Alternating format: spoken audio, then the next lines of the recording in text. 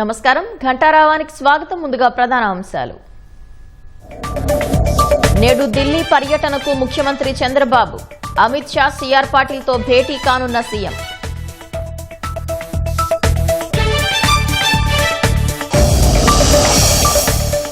ఇవాళ సోమనాథ్ ఆలయానికి మోదీ. పునః ప్రతిష్ఠ జరిగి 75 ఏళ్లు పూర్తవుతున్న వేళ ప్రత్యేక పూజలు.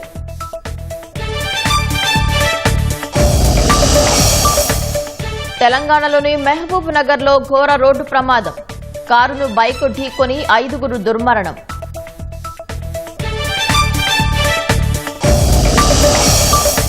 కాకినాడ గాంధీనగర్ లో కానిస్టేబుల్ హత్య.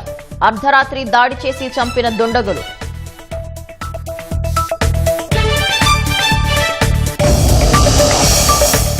తొమ్మిదేళ్ల తర్వాత చైనాకు అమెరికా అధ్యక్షుడు ట్రంప్. ఈ నెల 13 నుంచి 15 వరకు పర్యటన.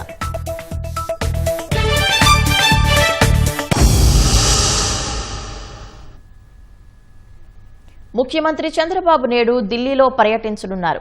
ఉదయం హైదరాబాద్ నుంచి ఢిల్లీ వెళ్లి కేంద్ర హోంమంత్రి అమిత్ షాతో సమావేశమవుతారు. అనంతరం కేంద్ర జలశక్తి మంత్రి సిఆర్ పాటిల్తోనూ భేటీ అవుతారు. ఉదయం 10 గంటల నుంచి 10:30 గంటల వరకు పార్టీ ఎంపీలతో చంద్రబాబు భేటీ కానున్నారు. ఉదయం 11:30 గంటలకు కేంద్ర హోంమంత్రి అమిత్ షాతో సమావేశం కానున్నారు. మధ్యాహ్నం 12:30 గంటలకు కేంద్ర జలశక్తి శాఖ మంత్రి సిఆర్ పాటిల్తో సీఎం భేటీ కానున్నారు. మధ్యాహ్నం 2:30 గంటలకు నీతి ఆయోగ్ సభ్యుడు రాజీవ్ గౌబాతో సీఎం సమావేశం కానున్నారు. మధ్యాహ్నం 3 గంటలకు సీఎంతో ప్రపంచ బ్యాంకు ప్రతినిధులు భేటీ కానున్నారు. సాయంత్రం 4 గంటలకు సిఐఐ వార్షిక సదస్సుకు చంద్రబాబు హాజరు కానున్నారు. సాయంత్రం 5:30 గంటలకు చంద్రబాబుతో ప్రధాని ఆర్థిక సలహాదారు మహేంద్రదేవ్ సమావేశం కానున్నారు. చంద్రబాబుతో నీతి ఆయోగ్ సభ్యులు కేవీ రాజు, బాలసుబ్రహ్మణ్యం సమావేశం కానున్నారు. సాయంత్రం 6:30 గంటలకు రోడ్డు రహదారి శాఖ కార్యదర్శి ఉమాశంకర్తో సీఎం భేటీ కానున్నారు. రాత్రికి గువాహటి చేరుకుని బస చేయనున్నారు. అసోం కొత్త ప్రభుత్వ ఏర్పాటు కార్యక్రమంలో సీఎం పాల్గొంటారు.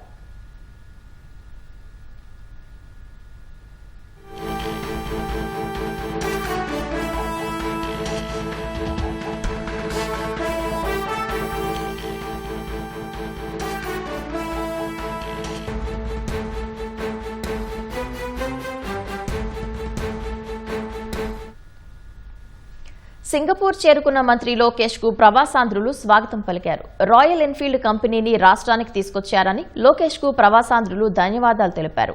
రాష్ట్రానికి బ్రాండ్ అంబాసిడర్లుగా మారాలని ఎన్ఆర్ఐలకు లోకేష్ పిలుపునిచ్చారు. అభివృద్ధి ప్రాజెక్టులు, పెట్టుబడులే లక్ష్యంగా సింగపూర్ ప్రతినిధులతో లోకేష్ భేటీ కానున్నారు. ఎంఐటీలో జాయింట్ ఇంప్లిమెంటేషన్ స్టీరింగ్ భేటీలో పాల్గొనున్నారు. మధ్యాహ్నం సన్టెక్ లో కమోడిటీస్ ఇంటెలిజెన్స్ సిఐసి సిఎఫ్ఓలతో లోకేష్ సమావేశం కానున్నారు. డీపీ ఆర్కిటెక్ట్స్ ప్రతినిధులతోనూ లోకేష్ భేటీ కానున్నారు. మంత్రి లోకేష్ వంట ప్రణాళిక, ఆర్థిక శాఖ ఉన్నతాధికారులు, ఐటీ కార్యదర్శి ఉన్నారు.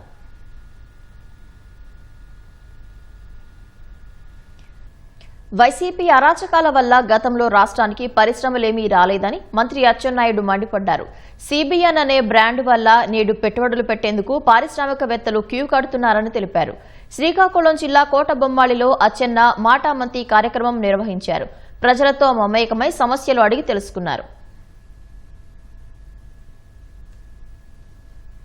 ఆంధ్రప్రదేశ్ ఎవరు రావాలన్నా సరే అసహించుకుంటున్నారు. అంటే 5 సంవత్సరాలు అంత హింసకు గురయ్యారు, అంత హెరాస్మెంట్ చేశారు, పరిశ్రమలు రాకుండా చేశారు. ఉన్న పరిశ్రమలు ఇతర రాష్ట్రాలకి పారిపోయే విధంగా ఏ విధంగా చేశారు మీ అందరికీ తెలుసు. అటువంటి రాష్ట్రంలో మళ్లీ పరిశ్రమలు రావాలంటే ఆశానాశా పని కాదు. కానీ మన రాష్ట్రానికి ఏది ఉన్నా ఏది లేకపోయినా ఒకటి ఉంది, అదే CBN brand.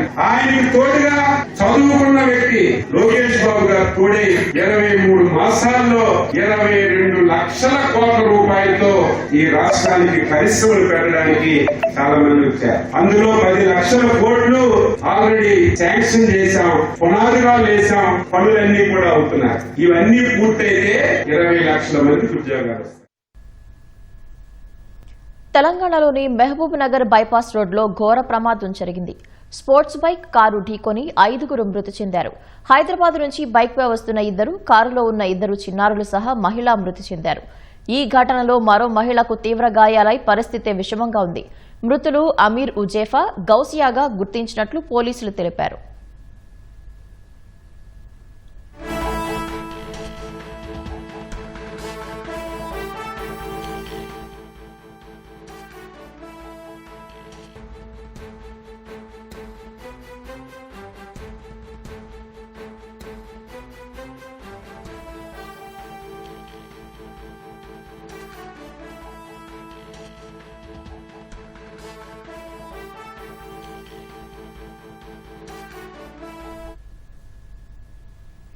Kakinada Gandhinagar red cross రోడ్లో దారుణం చోటు చేసుకుంది. అర్ధరాత్రి రోడ్డుపై నడుచుకుంటూ వెళ్తున్న వ్యక్తిపై దుండగులు దాడి చేశారు.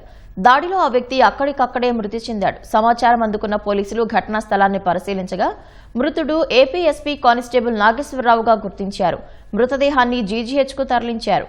కేసు నమోదు చేసి హత్యకు గల కారణాలపై దర్యాప్తు చేపట్టినట్లు పోలీసులు తెలిపారు.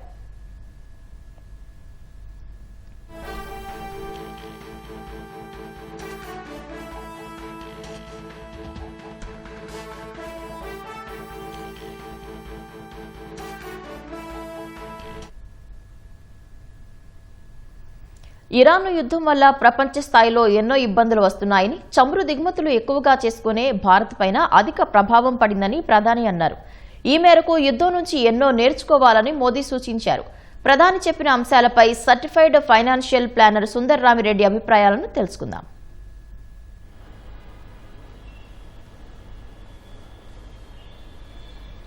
ప్రస్తుతం చాలా దిగుమతుల వల్ల ఎంతో విదేశీ మారక ద్రవ్యం కూడా చెల్లించాల్సి వస్తుందని చెప్పి కూడా మోదీ తన ప్రసంగంలో కూడా పేర్కొన్నారు. దీనివల్ల అంటే విదేశీ మారక ద్రవ్యం బరువు అంటే భారం ఎక్కువగా కావడం వల్ల దేశీయంగా కూడా ఆర్థిక భారం ఎంత పడుతుందని చెప్పి కూడా సందర్భంగా మోదీ వ్యాఖ్యల్లో ఉందని చెప్పి కూడా మోదీ వ్యాఖ్యల్లో ఆ అంశం ఉందని చెప్పి కూడా ఆర్థిక విశ్లేషకులు చెప్తున్నారు. ప్రస్తుతం మోడీ సూచించిన అంశాలపై certified financial planner Sundar Ramireddy మనతో ఉన్నారు. ఆయన అడిగి మరో తెలుసుకున్నాం. నమస్కారం సార్. నమస్తే సార్. మోడీ ప్రధానంగా యుద్ధం వల్ల పడుతున్న ప్రభావం ఏంటనేది కూడా విపులంగా కూడా చెప్పారు. దానివల్ల దిగుమతుల భారం మరింత ఎక్కువ అవుతుందని చెప్పి కూడా, ఎందుకంటే పెట్రోల్తో పాటు ఇతర అంటే చమురు ఉత్పత్తులతో పాటు ఇతర ఉత్పత్తులు కూడా దిగుమతి చేసుకోవడం వల్ల దాని ప్రభావం ఎక్కువగా పడుతుందని చెప్పి కూడా మోడీ అంటున్నారు. అంటే ఏ అంశాలపైన ప్రభావం చూపించారు? బేసికల్గా ఇండియా సంవత్సరానికి 68 లక్షల కోట్ల వర్తని ఇంపోర్ట్ చేసుకుంటా ఉంటారండి. అందులో మేజర్ అంటే క్రూడ్ అండ్ ఆయిల్ అనమాట. ఆల్మోస్ట్ 89% క్రూడ్ అండ్ ఆయిల్స్ అన్ని కూడా మనం ఇంపోర్ట్ చేసుకుంటూ ఉంటాం. అంటే లాస్ట్ ఇయర్ వరకు చూసుకుంటే ఇది 16 లక్షల కోట్లు అండి ఆ బిల్లు. ఇప్పుడు రేట్లు బాగా పెరిగినాయి కాబట్టి ఈ సంవత్సరం అది 20 లక్షల కోట్ల వరకు అవుతుందని చెప్పేసి మార్కెట్ వెనుకడి అనమాట. ఇది బ్యారెల్ కనుక మోర్ దెన్ 120 కనుక ఉంటే కనుక మార్కెట్ చాలా స్ట్రెస్ గురవుతుంది. టోటల్ ఎకానమీ కూడా ఇది అవుతుంది అనమాట. అంటే టోటల్ జీడిపితో పోల్చుకుంటే సిఏడి ఎంత ఉందంటే ఇంతకుముందు 1.5 ఉంది. ఇది కాస్త ఈ సంవత్సరం ఎండింగ్ కల్లా 2.5కి వచ్చిందని చెప్పేసి మార్కెట్ భయపడుతుంది అనమాట. అంటే దాని మీద అంటే గవర్నమెంట్ దగ్గర ట్రేడ్ డెఫిసిట్ పెరగబోతుంది. దాని తోడు ఏంటంటే ఎఫ్ఐఎస్ వాళ్ళు ఈ సంవత్సరం ఇప్పటికే 2 లక్షల కోట్ల వరకు అమ్మారు స్టాక్స్ని. అంటే ఎఫ్ఐఎస్ మనీ బయట పోవటం వల్ల వచ్చిన ప్రెజరు. అండ్ రూపీ ఈ సంవత్సరం ఇప్పటికే లాస్ట్ ఇయర్ ఈ సంవత్సరం 85 రూపీస్ ఉంది, ఇప్పుడు 95 నడుస్తుంది. అంటే లిటరలీ 12% దాకా డ్రాప్ అయింది రూపీ వీక్ అవటం. ఓకే, దాంతో గోల్డ్ ఇంపోర్ట్స్ ఆల్మోస్ట్ 7 లక్షల కోట్లు చేరినాయి. అలాగే cooking oil imports 1.5 lakh crore చేరినాయి. అంటే కుకింగ్ ఆయిల్ ఇంపోర్ట్స్ పెరుగుతున్నాయి, ఇటు క్రూడ్ రేట్లు పెరగటం వల్ల ఆ ఇంపోర్ట్స్ బిల్ పెరుగుతుంది, గోల్డ్ రేట్ ఇంపోర్ట్స్ పెరుగుతున్నాయి అనమాట. మొత్తం మీద టోటల్ ఇంపోర్ట్స్ చూసుకుంటే ఈ మూడే మేజర్ వాటా అవుతుంది. అందుకని మోడీ గారు నిన్న మీటింగ్లో ఇండియా మొత్తానికి కొంచెం అలర్ట్ లాగా అనమాట. అట్లీస్ట్ మనం డిస్కస్ చేస్తున్నాం. బేసికల్ గా పాలసీ గైడెన్స్ గవర్నమెంట్ దగ్గర ఉందా లేదా అనేది పక్కన పెట్టేస్తే ఇండియాస్ టాప్ హెడ్ మోడీ గారి నుంచి మాట వచ్చింది కాబట్టి ఈరోజు ఇండియా అంతా డిస్కస్ చేస్తూ ఉందండి. చేసినా చేయకపోయినా మనంతా కూడా ఇండియా సఫర్ అవుతా ఉందన్నమాట. ప్రపంచంలో అన్ని కంట్రీల్లో కూడా 30 to 50% క్రూడ్ రేట్ పెంచారండి లాస్ట్ 2 months నుంచి. ఇండియాలో ఇంతవరకు అది పెంచలేదు అంటే దాని అర్థం మన మీద పడపోయినా సరే గవర్నమెంట్ మీద పడుతుంది కదా. ఆల్రెడీ గవర్నమెంట్ పడుతుంది. అది ఎంత అంటే రోజుకి 1600 కోట్లు అండి లాస్. అంటే ఇప్పటికే యుద్ధం బీనియన్ దగ్గర నుంచి ఇప్పటికే 1,00,000 కోట్లు లాస్ ని భరిస్తున్నాయి ఆయిల్ మార్కెటింగ్ కంపెనీస్. ఇది ప్రొలాంగ్ కంటిన్యూ కనుక అయితే వాటికి కూడా భరించేంత స్థాయి ఉండదండి. అందుకని గవర్నమెంట్ వాళ్ళు ఈ బాధ భరించాలంటే జనాలకు పాస్ చేయాలా లేకపోతే పోస్ట్ పోన్ చేయాలా అనేది పబ్లిక్ యొక్క బిహేవియర్ బట్టి ఉంటుంది అన్నట్టు చిన్న మెసేజ్ అనమాట అది. అవును సార్. అంటే ఫిబ్రవరి 28వ తేదీలో యుద్ధం ప్రారంభమైంది. దాదాపు 60 రోజుల్లో ముగుస్తుందని చెప్పి ట్రంప్ ప్రకటించారు. ఇప్పటికీ యుద్ధం ముగిసిందన్నట్టు చెప్తున్నప్పటికీ పరోక్షంగా అక్కడ యుద్ధం కొనసాగుతూనే ఉంది. హార్ముజ్ జలసంధిని బ్లాకెట్ చేసేయడము, అంతేకాకుండా ఇరాన్ ఇజ్రాయెల్ పైన లేదంటే ఈ యుఏఈ పైన చిన్న అక్కడక్కడ యుద్ధ వాతావరణం అయితే పూర్తిగా సమసిపోలేదు. అక్కడ నుంచి ఆ హార్ముజ్ జలసంధి మీదుగా వచ్చే పడవలో మూసివేయడం, దానికి పూర్తిగా స్వేచ్ఛగా తిరగలేకపోవడం ఇంకా కొనసాగుతున్నాం. ఇది ఇంకా అంటే ఎలా ప్రభావం చూపిస్తారు? ఎందుకంటే ఒక ముడి చమురు బ్యారెల్ పైన $1 పెరిగితే ఎకనామీ పైన ఇంత భారం పడుతుందనే నివేదికలు కూడా ఉన్నాయి. దానికి సంబంధించిన వివరాలు. $1 బ్యారెల్ పెరిగితేనే 16,000 కోట్లు భరించాల్సి వచ్చిందండి ఇండియా వాళ్ళు ఏటా. ఇప్పుడు లైవ్ మార్కెట్ లో ఇప్పుడు ఈ రోజు 4.5% పెరిగిందండి క్రూడ్ ఆయిల్. 4.5% పెరిగింది. పబ్లిక్ అయితే పాస్ అవ్వట్లేదు కదా ఇది. మరి ఎవరు ఈ పెయిన్ భరించాలి, ఎవరు ఈ లాస్ని భరించాలంటే ఆయిల్ మార్కెటింగ్ కంపెనీస్. ఎంతకాలం ఈ లాస్ని భరిస్తే అంటే ఏదో టైంలో ఆయిల్ రేట్ పెంచాల్సిందే. ఇది ప్రపంచంలో అడ్వాన్స్ కంట్రీస్ అమెరికా, జపాన్ లాంటి కంట్రీసే 30% ఆయిల్ రేట్ పెంచారు జరిగిన కంటే ఇప్పటి వరకు కూడా. గవర్నమెంట్ ఇలా పోస్ట్ పోన్ చేసే కొద్దీ ట్రేడ్ డిఫిసిట్ పెరిగిపోద్ది, సిఐడి పెరుగుతూ ఉంటుంది. సిఐడి పెరిగే కొద్దీ రూపీకి ప్రెజర్ ఎక్కువ ఇంకా డౌన్ అవుతూనే ఉంటుంది. అందుకని రూపీ బహుశా ఈ మోడీ గారు దీని మీద ఆందోళన వ్యక్తం చేసిన కాడ నుంచి ఈ రోజు ఇప్పుడు లైవ్ మార్కెట్లో రూపీ కూడా 0.5% డ్రాప్ అయిందండి. ఇంకా దాని మీనింగ్ ఏంటంటే మనది కరెన్సీ ఇంకా వీక్ కాబోతుంది అనే సింటమ్స్ మనకు వస్తున్నాయి. అంటే క్రూడ్ రేట్ చూస్తే అది కంట్రోల్ అయ్యేలాగా లేదు, అది ఇంకా పెరుగుతూ ఉందన్నమాట. మరి ఇది ఎంతవరకు ఉంటుందో తెలియదు కాబట్టి కంట్రీ హెడ్గా జనాలకు ఒక అలర్ట్ ఇచ్చారనమాట. కొంచెం మీ బిహేవియర్ చేంజ్ చేసుకోండి, లిమిటెడ్ వాడండి, పెట్రోల్ డీజిల్ ప్రొడక్ట్ని లిమిటెడ్గా వాడండి, వీలుంటే వర్క్ ఫ్రమ్ హోమ్ చేసుకోండి. అవును సార్. అయితే ఇంకో అంశము, పెట్రోల్కు ప్రత్యామ్నాయంగా పెట్రోల్ ఉత్పత్తులకు ప్రత్యామ్నాయంగా విద్యుత్ వాహనాల వైపు మొగ్గు చూడాలని చెప్పి కూడా చెప్పారు.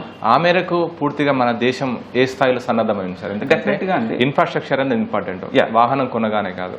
ఇప్పుడు దానికి ప్రత్యామ్నాయంగా అంటే మొదట కర్బన ఉద్గారాలను తగ్గించాలని చెప్పి కూడా సిఎన్జి వాడాలని చెప్పారు. కానీ సిఎన్జి వాహనాలు కొన్నప్పటికీ ఆ మేరకు సప్లై లేక కూడా వాహనదారులు కొంచెం ఇబ్బంది పడతారు. ఇప్పుడు విద్యుత్ వాహనాల వైపు మళ్ళీ అంటున్నారు. ఆ మేరకు ఇన్ఫ్రాస్ట్రక్చర్ కానీ దానికి సంబంధించిన అన్ని సిద్ధంగా ఉండొచ్చా? బేసికల్గా లాస్ట్ 5 years నుంచి కూడా ఇండియన్ గవర్నమెంట్ వాళ్ళు విద్యుత్ సంబంధించిన వెహికల్స్ మొత్తాన్ని కూడా రిజిస్ట్రేషన్ ఫీజు టోటల్లీ ఫ్రీ చేశారండి. అంటే ఆల్రెడీ ఎంకరేజ్ చేస్తూనే ఉన్నారు. 2-wheeler 4-wheeler సబ్సిడీ కూడా ఇస్తూ ఉన్నారు. అంటే గవర్నమెంట్ వాళ్ళు రైట్ పాలసీ సైడ్ వెళ్తూ ఉన్నారు. కాకపోతే సడన్గా ఈ యుద్ధాల వల్ల ఇంతగా ఆయిల్ పెరిగింది అనే విషయం వాళ్ళకు కూడా తెలియదు. ఇంకా బాగా ఎంకరేజ్ చేయాల్సి వస్తుంది ఆ ఏరియాలో. అయితే పెట్రోకెమికల్స్ అనేది కేవలం ఒక వెహికల్స్ మాత్రమే కాదండి. పెట్రోకెమికల్స్ చాలా ఇండస్ట్రీలో వాడుతూ ఉంటారు, ఇండస్ట్రీలో వాడుతూ ఉంటారు. కాబట్టి కొన్నిటికి రీప్లేస్మెంట్ ఉండదన్నమాట. మీరు అన్నట్టు ట్రాన్స్పోర్టేషన్లో కాకపోతే మనం రీప్లేస్ చేయొచ్చు. బట్ అది ఇప్పటికిప్పటికి కాదు. గవర్నమెంట్ ఆ ఏరియాలో ఆల్రెడీ పాలసీ డెవలప్ చేసింది అండ్ సబ్సిడీస్ కూడా ఇస్తూ ఉన్నారు ఆ ఏరియాలో. కాకపోతే ఎలక్ట్రికల్ వెహికల్స్ ఓనర్స్ చెప్పేది ఏంటంటే ఛార్జింగ్ స్టేషన్ చాలా తక్కువ ఉన్నాయని అంటున్నారు కస్టమర్స్. కంపెనీ వాళ్ళేమో ముందు మీరు వెహికల్స్ కొనండి, మేము ఇన్ఫ్రాస్ట్రక్చర్ పెంచుతామని వాళ్ళు అంటున్నారు. మొత్తానికైతే స్లో అండ్ స్టడీగా చైనాలో ఏం జరిగిందో ఇండియాలో కూడా అదే జరగబోతుందండి. ఎలక్ట్రికల్ వెహికల్స్ ఖచ్చితంగా పెరగబోతున్నాయి. అయితే ఇప్పటికిప్పుడు కాదు, అది స్లో అండ్ స్టడీగా పెరగబోయే ఛాన్స్ ఎక్కువ ఉంది. ప్రస్తుతానికి ఇండియా ఎదుర్కొంటున్న ప్రాబ్లం ఏంటంటే అండ్ సిఐడి అనమాట. ఇంతకుముందు అది 1.5 కాదు ఉండేది, ఇప్పుడు 2.5 అవుతుంది. రేట్లు పెంచకుండా ఇంతే ఉన్నా సరే రూపీ ఇంకా మోర్ వీక్ అయ్యే ఛాన్స్ ఎక్కువ ఉంది. దీనికి సొల్యూషన్ ఏంటంటే రేట్స్ కూల్ అవ్వాలి. అంటే వరల్డ్ వైడ్గా యుద్ధం ఆగాలి అండ్ మళ్ళీ అగైన్ $70-80 పర్ బ్యారెల్కి రేట్ డ్రాప్ అయితే అప్పుడు మళ్ళీ ఎంతకంత ఇండియా ఊపిరి పీల్చుకునే ఛాన్స్ ఉంటుంది. ప్రపంచవ్యాప్తంగా మిగతా కంట్రీలతో పోల్చుకునే ఇండియాలో యూనిక్నెస్ ఏంటంటే ఇక్కడ జనాభా ఎక్కువ, బట్ 90% ఇంపోర్ట్స్ మీద సర్వే అవుతారు. కుకింగ్ ఆయిల్ దగ్గర నుంచి, గోల్డ్ దగ్గర నుంచి అండ్ క్రూడ్ ఆయిల్ వరకు అన్ని కూడా సాధారణంగా కుకింగ్ ఆయిల్ మన దగ్గర ఎక్కువగా వేరుశనగ కానీ పొద్దుతిరుగుడు కానీ అధికంగా పండిస్తారు. అయినప్పటికీ మన దగ్గర మనకి డొమెస్టిక్ యూజ్ ఉంటుంది అనుకుంటాం, కానీ ఇంకా ఇంపోర్టే ఉంటుంది. అది అవును, ఎందుకంటే ఇక్కడ పండించేసి ఇక్కడ ప్రాసెస్ చేసేది దాంతో పోల్చుకుంటే ఒక్కొక్కసారి ఏంటంటే ఇంపోర్ట్స్ చాలా చీపర్గా కనిపిస్తాయి. ఆ టైంలో ఏంటంటే ఆయిల్ మిల్ అందరూ లేదా అప్పుడు దాకా డెవలప్ చేసుకున్న కరెక్ట్ ఆపేస్తారు అనమాట, ఎందుకంటే ఇంపోర్ట్స్ చీప్ అయిపోయింది కాబట్టి. అందుకని గవర్నమెంట్ ఆ ఏరియాలో ఫోకస్ చేసేసి 100% లోకల్ ప్రొడక్షన్ అయ్యేలా చూసుకోవాలి. బట్ చేస్తుంది గవర్నమెంట్ ఆల్రెడీ, ఎందుకంటే పామాయిల్ తోటలకు అందరికీ సబ్సిడీ ఇస్తున్నారు. బట్ ఇప్పటికిప్పటికీ షార్ట్ అయ్యే పద్ధతి కాదనమాట. అందుకని ఇష్యూ ఇంకొంతకాలం ఉంటుంది. ఇప్పుడు ఎందుకు ఇంత సివియారిటీ అంటే ఎఫ్ఐఎస్ హెవీ సెల్లింగ్ వల్ల రూపీ బాగా ఇదవుతుంది అండ్ రెండోది క్రూడ్ ఆయిల్ రేట్ పెరగడం వల్ల ఇదవుతుంది. గోల్డ్ ఇంపోర్ట్స్ రోజు పెరుగుతుంది. ఆ హై రేట్ దగ్గర సర్కిల్ 7 లక్షల కోట్ల వర్త గోల్డ్ని మనం ఇంపోర్ట్ చేస్తాం. అవును సార్. ఎందుకు సార్ అంటే మన ప్రపంచవ్యాప్తంగా ప్రధానంగా డాలర్కి ప్రత్యామ్నాయంగా సురక్షిత పెట్టుబడులు అంటే ప్రస్తుతం యుద్ధ వాతావరణం కావచ్చు, ట్రంప్ తీసుకుంటున్న నిర్ణయాల వల్ల కావచ్చు, అంతర్జాతీయంగా డాలర్ బలహీనపడుతూ వస్తుంది. అంటే రూపాయితో పోలిస్తే మన ఆర్థిక పరిస్థితి వల్ల రూపాయి మారక విలువ డాలర్తో పోలిస్తే తగ్గుతూ వస్తుంది. కానీ ప్రపంచవ్యాప్తంగా చూస్తే కనుక డాలర్ విలువ పడిపోతూ వస్తుంది. దానికి సురక్షిత పెట్టుబడి మార్గంగా బంగారాన్ని ఎంచుకుంటాం. కానీ ఇతర దేశాలతో పోలిస్తే మన భారత్లో బంగారానికి సంబంధించిన ఆర్థిక స్థితిగతులు ఏ విధంగా ఉన్నాయి? ఎందుకంటే గత ఆర్థిక సంవత్సరం మీరు అన్నట్టు దాదాపు 7 లక్షల కోట్ల గోల్డ్ బంగారాన్ని ఇంపోర్ట్ చేసుకున్నారంట. ఎందుకు సార్ ఆ పరిస్థితి? ప్రపంచవ్యాప్తంగా ప్రపంచవ్యాప్తంలో గోల్డ్ దిగుమతుల్లో ఇండియా సెకండ్ బిగ్గెస్ట్ కంట్రీ అండి. అంటే కన్సంప్షన్లో వరల్డ్ నెంబర్ 1. ఇండియాలో బంగారం అనేది అదొక ఇన్వెస్ట్మెంట్ వెహికల్ లా చూడండి, అది ఫ్యామిలీలో ఒక పార్ట్, ట్రెడిషన్లో ఒక పార్ట్ లా చూస్తారు. పాప పుట్టిందంటే వెంటనే మేనమామలు ఇచ్చేది గోల్డ్ రింగ్సే కదండి. అంటే పాపకు శుభకార్యం వచ్చిందంటే గోల్డే. సొసైటీలో మన డిగ్నిటీని మన రిచ్నెస్ని డిస్ప్లే చేయాలంటే గోల్డే. అంటే ఈ మధ్యకాలంలో గోల్డ్ బాగా పెరిగింది కాబట్టి ఇన్వెస్ట్మెంట్స్ కూడా ఎక్కువ అవుతున్నాయి. అంటే ఓవరాల్గా ఇండియన్ బిహేవియర్లోనే ఆ గోల్డ్ దాచుకునే పద్ధతి ఉందండి. దాన్ని మనం అవాయిడ్ చేయలేము. ఇంకా దాన్ని అవాయిడ్ చేయాలి. ఈ రోజు ఏదో రేట్ పెరిగింది అని చెప్పేసి ఎవరు దాన్ని ఆపరండి, కొనాల్సింది అది. కాకపోతే టెంపరీగా పోస్ట్ పోన్ చేయమంటున్నాడు అట్లీస్ట్ 1 year. అంటే ఈ రూపీ సెటిల్ అయ్యేంత వరకు కూడా 1 year వరకు కొంచెం దాన్ని పోస్ట్ పోన్ చేయండి అంటున్నారు తప్ప అనట్లేదు. అంటే గుర్తుపెట్టుకోండి, last year RBI 100 ton gold కొన్నది. లాస్ట్ ఇయర్ ఆర్బీఐ ఒకటే 100 ton గోల్డ్ కొన్నది. ఒకవేళ రూపీ ఇంత వీక్ అవుతుంది అనుకుంటే వాళ్ళే ఆపాలి కదా. దాని మీనింగ్ ఏంటంటే టెంపరీగా రూపీ బాగా వీక్ అవుతుంది, పబ్లిక్ దగ్గర నుంచి కొంచెం నాకు సపోర్ట్ కావాలి, గోల్డ్ని కొంటాన్ని 1 year పోస్ట్ పోన్ చేయండి, ఇంపోర్ట్ బిల్ తగ్గుతుంది. క్రూడ్ని తక్కువ వాడండి, వర్క్ ఫ్రమ్ హోమ్ చేసుకోండి, క్రూడ్ని ఇంపోర్ట్ బిల్ తగ్గించండి, దేశీయ వస్తువులే వాడండి, లోకల్గా మ్యానుఫ్యాక్చర్ అయ్యే వాటిని వాడండి, ఇంపోర్ట్ బిల్ తగ్గించండి అంటున్నాడు. మొత్తం మీద రూపాయి మీద ప్రెజర్ ఎక్కువ అవుతుంది, అది గవర్నమెంట్ క్లియర్గా ఒప్పుకుంటుంది. అంటే ముందు రోజుల్లో రూపాయి ఇంకా ఎక్కువ వీక్ అవుతుందని చెప్పేసి సింబల్ లేదా సిగ్నల్ ఇస్తూ ఉంది గవర్నమెంట్ వాళ్ళు, దానికి ప్రిపేర్ అవ్వమంటుంది అనమాట. ఈజ్ ఇట్ వరస్ట్ అంటే వరస్ట్ అని కాదండి, గవర్నమెంట్ డిస్కంఫర్ట్ ఫీల్ అవుతుంది, ఆ విషయం మీకు చెప్తుందని అర్థం అని. ఓకే సార్, ఇప్పుడు బంగారానికి సంబంధించి అంటే ఇదివరకు కూడా ప్రధాని మోదీ ఒకసారి పిలుపునిచ్చారు, అంటే బంగారం కొనకండి, దానివల్ల మన విదేశీ మారక ద్రవ్యం ఎక్కువగా చెల్లించాల్సి వస్తుంది, మన విదేశీ మారక ద్రవ్య నిల్వలు తగ్గిపోతున్నాయని చెప్పి అంటున్నారు. అంటే ప్రధాని మోదీ సూచించారు. అంటే ఒక నివేదిక ప్రకారం కూడా భారతీయ గృహిణుల వద్ద అంటే ఇంట్లో ఉన్న బంగారంతో పోలిస్తే ప్రపంచవ్యాప్తంగా ఏదో క్యాల్కులేషన్ ఉంది, అత్యధిక అంత టన్నుల నిల్వలు మన దగ్గర ఉన్నాయని చెప్పి. అంటే ప్రజలు అంటే సూచిస్తే ఎలాంటి మేలు జరగవచ్చు ఒకవేళ? బేసికల్గా గోల్డ్ మానిటరేషన్ అనేది చాలా ఇంపార్టెంట్ థింగ్ ఏంటండి.